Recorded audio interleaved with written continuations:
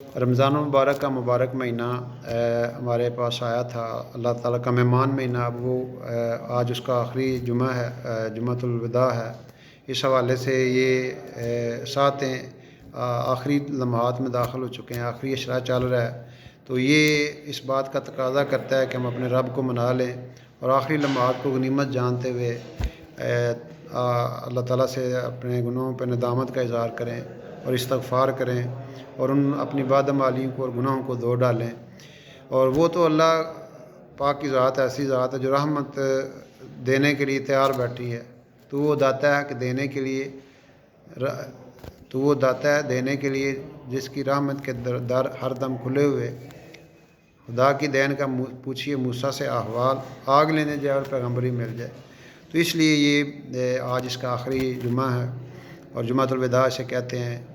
جمعہ جو ہے سارے دنوں کا سردار ہے اور بڑی عظمت والا ہے۔ جمعے کے نام پہ صورت بھی قرآن پاک میں آئی ہوئی ہے، واحد دن ہے جس کے حوالے سے صورت اس قرآن پاک میں آئی ہے۔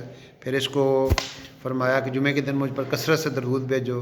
جمعے کے دن اللہ تعالیٰ نے آدم علیہ السلام کو پیدا فرمایا، اسی دن زمین پر اتارا، اسی دن انہیں موت دی۔ اسی دن میں ایک گھڑی ایسی ہے کہ بندہ جو بھی مانگتا ہے اللہ تعالیٰ اسے وہ عطا کر دیتا ہے۔ قبولیت ہوتی ہے، اجابت دعا ہوتی ہے، اور بشرطے کہ وہ کسی حرام چیز کا سوال نہ کرے۔ اسی دن قیامت آئے گی اور تمام مقرر فرشتے، آسمان و زمین، ہوائیں سب جمعہ کے دن سے گھبراتے ہیں کہ کہیں قیامت نہ ہو جائے، اس لیے کہ قیامت جمعہ کے دن ہی آئے گی۔ رسول پاک علیہ السلام نے فرمایا کہ سورج کے طلوع اور غروب ہونے والے دنوں میں کوئی بھی دن جمعہ کے دن سے افضل نہیں، اور اللہ تعالیٰ نے اس دن کو حدیث میں آتا ہے تمہارے لیے عید بنایا ہے۔ اس دن غسل کرنا اور صاف کپڑے پہننا یہ اللہ تعالیٰ کو بڑا پسند ہے۔ اور پھر سورۃ بروج میں جو ہے وہ شاہد و مشہود کے ذریعے قسم کھائی ہے، اس سے مراد جمعے کا دن ہی لیا جاتا ہے۔ تو اس حوالے سے اللہ تعالیٰ نے ہمیں یہ جمعہ عطا فرمایا ہے، تو اس کی عظمت اور اہمیت کی فضیلت کی وجہ سے اس دن جو جہنم کی آگ بھی نہیں دکھائی جاتی، تو یہ اس کی فضیلت ہے۔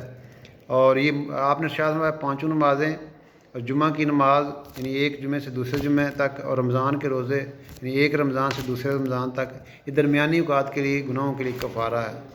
جو شخص اچھی طرح وضو کرتا ہے، جمعہ کے لیے آتا ہے، خوب دھیان سے خطبہ سنتا ہے اور خطبہ کے درمیان خاموش رہتا ہے، تو اس دن یعنی اس کی وجہ سے پچھلے جمعہ سے لے کے اس جمعہ تک اللہ تعالیٰ اس کے گناہوں کو معاف فرما دیتے ہیں، اور فرشتے جو ہیں وہ رجسٹر لیے کھڑے ہوتے ہیں یعنی وہاں پہ مسجد کے دروازے پر، اور وہ آنے جانے والوں کا نام لکھتے ہیں۔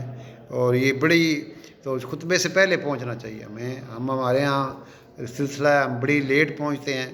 تو جمعے کے دن غسل کرنا سنت موقدہ ہے، یعنی واجب بھی بعض لوگ کہتے ہیں، تو کسی عذر شرعی کی وجہ کے بغیر جمعہ کا غسل نہیں چھوڑنا چاہیے۔ جمعہ کے دن غسل کرنا، خوشبو لگانا، تیل لگانا، پاکی کا اہتمام کرنا، اور سب سے پہلے جو بندہ مسجد میں جاتا ہے اس کو بہت زیادہ جو ہے یہ فضیلت ہے۔ اور ایک روایت میں آتا ہے کہ جمعہ ایک صحابی سے پوچھا گیا کہ فلاں شخص تسبیحاں اور ذکر وغیرہ تو بڑا کرتا ہے لیکن جمعہ اور جماعت میں شامل نہیں ہوتا، تو آپ نے عبداللہ بن عباس نے فرمایا کہ وہ جہنمی ہے۔ تو اس لیے 3 جمعہ جو غفلت کی وجہ سے چھوڑ دے، اللہ تعالیٰ اس کے دل پر مہر لگا دے گا۔ تو اس لیے یہ اللہ نے ہمیں جمعے کا دن عطا فرمایا، مہینہ عطا فرمایا، اس کی آخری لمحات ہیں، آخری ساتیں ہیں۔ اللہ تعالیٰ ہمیں توفیق دے، شاید وہ قبولیت کی گھڑی آج ہی ہو، آج کے جمعہ کی میں ہی آ جائے، تو اس لیے اس جمعہ کے دن میں ہم اپنے آپ کو اللہ کے سامنے پیش کریں اور اپنے گناہوں کی معافی چاہیں۔ رمضان دراصل تزکیہ نفس کا اور ضبط نفس کا ایک بہت بڑا ذریعہ ہے، اور یہ ایک عزم کرنے کا مہینہ ہے کہ انشاءاللہ ہم اپنی ساری زندگی جو ہے نا وہ رمضان کی طرح گزاریں گے۔ جیسے رمضان میں کچھ چیزوں سے پرہیز ہے، ایسے زندگی میں بھی جو ہے نا وہ پرہیز انسان کرتا ہے، اللہ رب العزت اس کو آگے سے آگے بڑھنے کی توفیق دیتا ہے۔